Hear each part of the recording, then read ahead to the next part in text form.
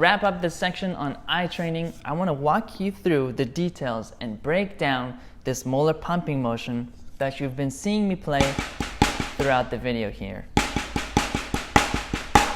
Now, the version of this technique that I like to do is a slightly more condensed version that is traditionally taught. It's traditionally taught with learning these three motions first: downstroke, the tap stroke, and the upstroke, then putting them together in order to get this.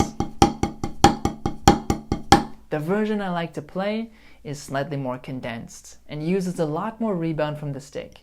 And it looks something a little bit more like this.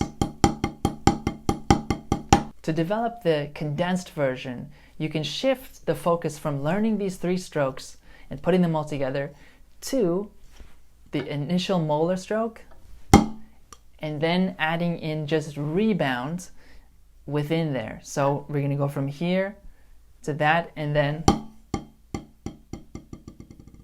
the next step is to be able to turn this into one motion. So as you're playing those rebounds, you're getting set up to do another stroke here.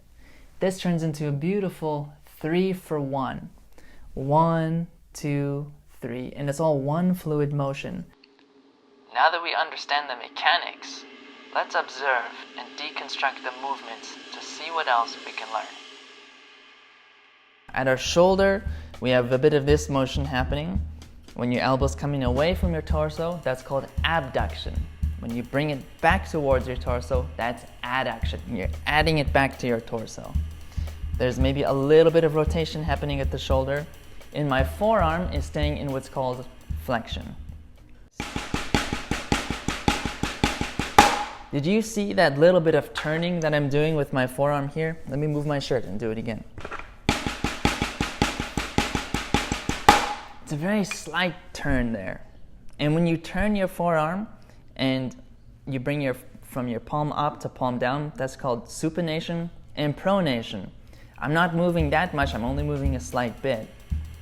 And a cool detail, something I learned while learning how these bones move, is that when your palm is facing up, in supination, your bones look like this, and then when you turn your palm over into pronation, they will cross over each other.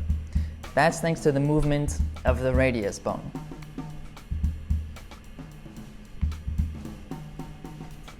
Now, moving from the forearm down into the wrist, we have a little bit of what's called dorsiflexion and palmar flexion.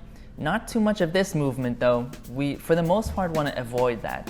But if you observe the way I'm moving my forearm, in order to come here and to turn over and have that little bit of turning from the forearm there, the supination and pronation, there's going to be a little bit of that, just very slight, but I don't want you to focus too much on that.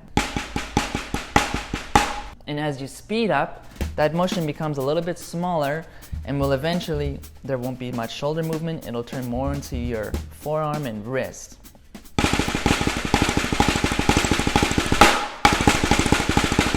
Now, if you want to dive even further into this technique and learn how to develop it, you can visit my website. I have a course there where I go through all the various techniques. I hope this lesson on observation was useful for you. Remember, take time to look for the details. Be ruthless in your critique and stay curious.